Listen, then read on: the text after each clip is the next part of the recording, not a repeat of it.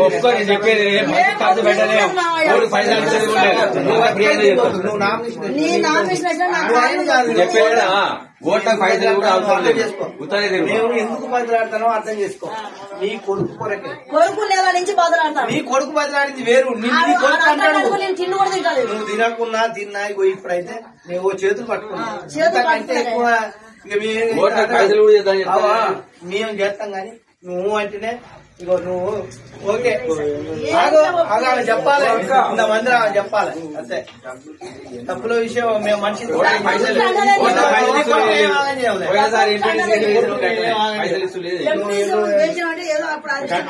అన్ని గట్టిగా ఉంటాయి. ఇప్పుడు కూడా గదే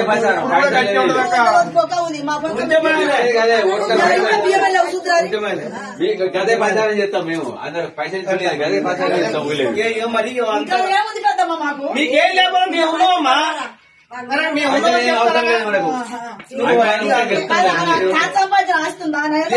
లేదు ఆయన మంచిగా ఉన్నాడు. ఆయనే ఉన్నాడు అట్లా. పైసలు ఏమో గిట్టే బదిలాడుకున్నావు కాదు. అమ్మా నిన్నేం ఆగం కావాలని మేము కోరుకోవమ్మా. అర్థమైందా?